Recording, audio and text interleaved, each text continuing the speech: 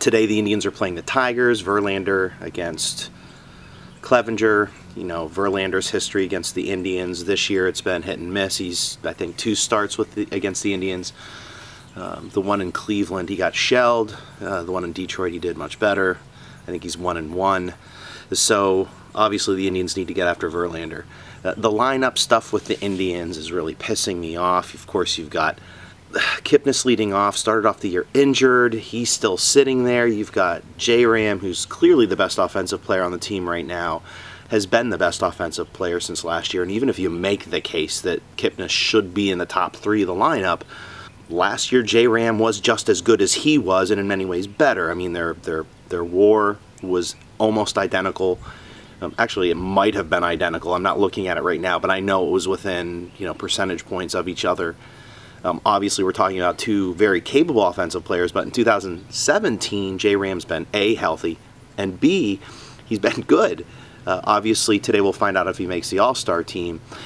So how is it that JRam, the only way JRam can get into the top 4 of the lineup is if Michael Brantley isn't playing?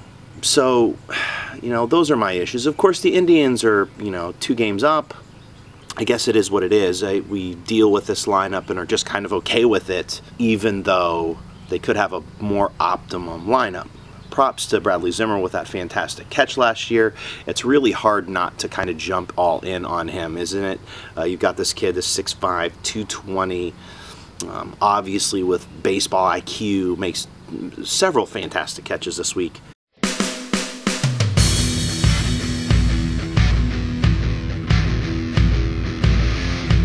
So I'm going to stop there. We're going to jump into the game a little bit. I'm going to do this gamer as a written piece, but I'm also going to throw this video up just to see what you guys think. So leave comments. I'm going to try to do some analyzing with this, but again, this is just kind of a, I don't know, kind of a run-through, a test to see how everything goes. All right, Indians, Tigers, here we go.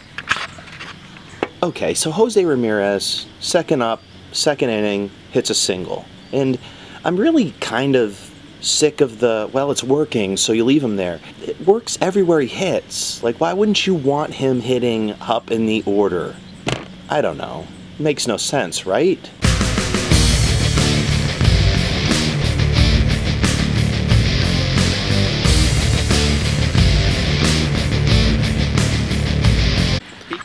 Okay, so Lonnie Chisenhall hits a home run, Indians take a 2-0 lead, and now everybody's looking at me going, oh, Jim, that's how it should be, see? You're wrong. Chisenhall hits the 2-run homer. That's where they all should be hitting.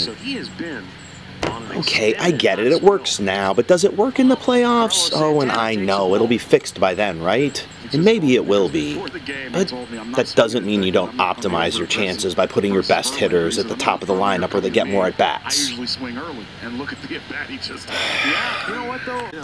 So it's July 2nd, and Lonnie Chisenhall is still raking, and, you know, he just hits this two-run homer, and there comes a point where I just have to be done with my Lonnie Chisenhall berating. I'm going to put it on the back burner. I'm sure it'll be back. But if Lonnie Chisenhall is this guy, if Lonnie Chisenhall is the guy who just hit the 2-run homer, who's been raking all season long, who seems to be better than the Lonnie Chisenhall from 2014, but we don't know because we haven't seen the second half yet. If this is the Lonnie Chisenhall that we get going forward, the first-round pick, the guy that they had rated ahead of Kipnis back in the day, then the Cleveland Indians are going to be in really good shape going forward. Of course, then you also have to talk about re-signing the guy, which I don't know that a lot of people were thinking about because he was so overvalued at this point heading into the season. They weren't going to pay that money, but now you got to start. Maybe you extend him. I don't know. Just a gamer.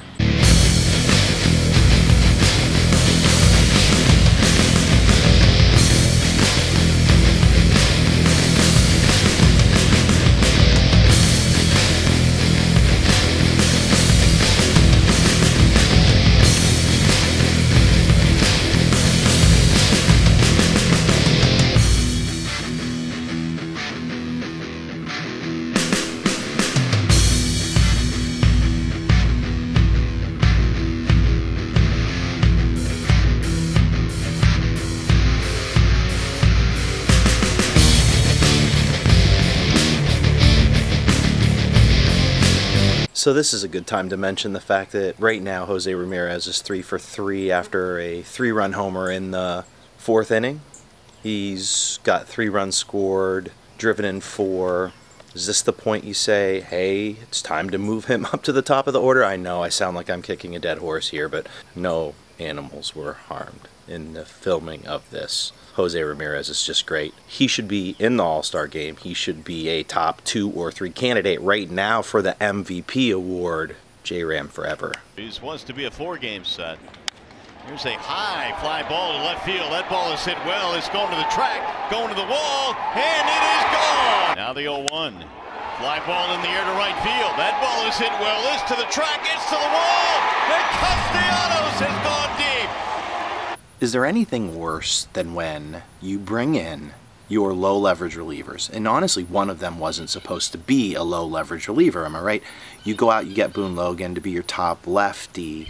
He comes in and he gives up 5 runs. He gives up 5 runs. I sarcastically make a tweet. I say, watch Francona bring in one of the high leverage guys. I was being sarcastic. I think I was being sarcastic. So Boone Logan comes in and looks like utter trash. You get paid to come in and be ready. Boone Logan gives up 5 runs. You bring in Sean Armstrong. He promptly gives up another run.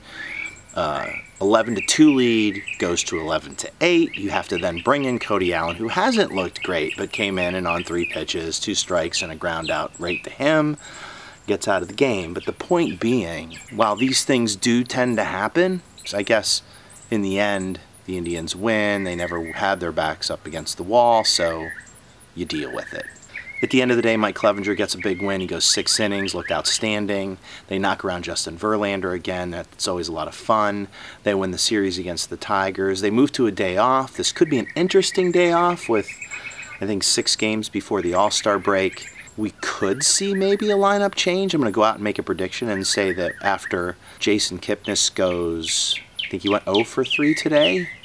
Maybe 0 for 4, was the only Indian starter that didn't get a hit. On top of that, you have Ramirez in the 5 slot, pounding the ball today, 2 home runs and a single. Drove in 4, scored 4 on his own, had a walk. On top of that, a guy like Mookie Betts, who he was, and looking at F-WAR, he was tied with Mookie Betts going into today.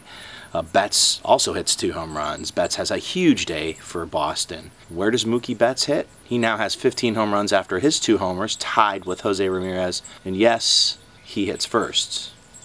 JRam, 5th or 6th. So, you know my thoughts on this. But at the end of the day, the Indians win. It looks like Minnesota is going to lose as well. They're playing Kansas City. So it looks like Kansas City and Minnesota will be tied for 2nd, 3 games out, while the Tigers fall to 8 games back. So it still is a 3-team race as we speak.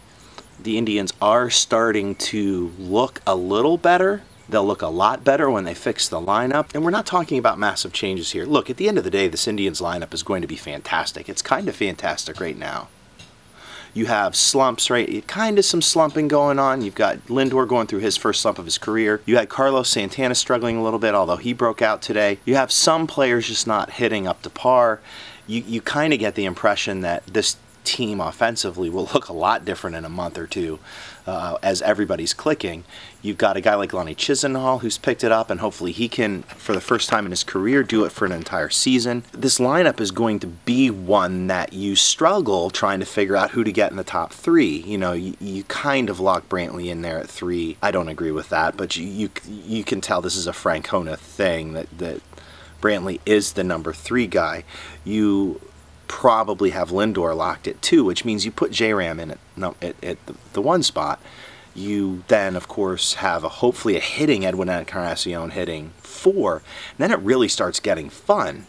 Then you still have, hopefully, Kipnis, who gets it back going, maybe hitting 5th, or maybe you, depending on situation, if you have a lefty going, but you can put Santana in at the 5 spot. You have Lonnie Chisenhall, as I mentioned. He's not, I mean, he's a guy who conceivably, based off of the 2017 version of himself, could be hitting in the top 3. So you're looking at this lineup all of the sudden that goes 7 deep, and that's before I talk about a guy like Bradley Zimmer, who, while we're kind of overkilling the speed, does add an interesting piece to a lineup. You know, we were talking today on Twitter about perhaps Zimmer leading off. And I compared the Cleveland Indians to perhaps the 2007 Boston Red Sox that saw rookie Dustin Pedroia hitting second for much of the year, hitting first occasionally. We saw Jacoby Ellsbury come in against the Indians during that series in 2007, and he became a regular. Ultimately, the last 2 games of the World Series, Jacoby Ellsbury was hitting first, Dustin Pedroia was hitting second. There's no reason why a Bradley Zimmer, if he continues to hit and continues to be our best defender in the outfield, there's no reason why he couldn't perhaps hit leadoff, especially with that speed. People knock his OBP and say he's not one of the elite guys, but I think there's a question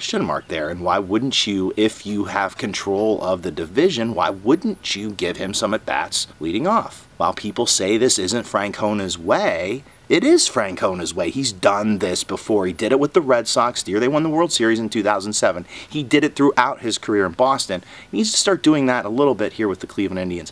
I wonder if the Indians and Red Sox differences are that Francona in Boston didn't hold as much weight with the front office as he does here in Cleveland, whereas in Boston they had the front office situated. They hired Terry Francona, who wasn't the World Series manager that he clearly was when he came to Cleveland. Perhaps the front office forced the issue a little bit with guys like Pedroia, with guys like Ellsbury, whereas now Francona holds a little bit more weight. Listen, you know, Terry Francona is who he is. He's a fantastic manager. He's one of the top 5 managers in baseball. There is no doubt about that. But it does seem like he holds on to certain players at times, certain positioning at times, and he handles some things in very strange ways. So maybe it's time for the front office to maybe redirect some of that. Perhaps it's time for them to just alter things a tad. I know, Jim, they're 3 games up. They're not going to lose this division. I just want to make sure that they're optimizing their lineup every single day. Be a lot of fun that way. But who knows, maybe because of the slumps, it doesn't really matter where they're hitting in the order, as long as that part of the order that they're hitting in is doing some damage. Of course, for me, optimizing a lineup means getting your best hitters in the place where they can get the most at bats, and of course that's at the top of the order, but that's just me. Indians come out 11-8. Let me know beneath what you think. Leave a comment, leave a couple of comments. This is something that I know I'm going to be playing with a little bit at WFNY. I know we've got a lot of other ideas that are going to be cropping up over the span of the next few weeks, so let us know what you think. I'll be in Cleveland doing this over the summer as well, so if you see me, come and talk to me. I'll come and talk to you as well. It should be a lot of fun as we start kind of altering, or at least I start altering some of what I do here at WFNY. Not only will I be writing, but I'll be doing some video stuff as well. So give it a look, tell us what you think, leave some comments below. If you have any ideas, let us know. Hey, and if you want to be in the video, find me. I'll put you in the vlog. Peace.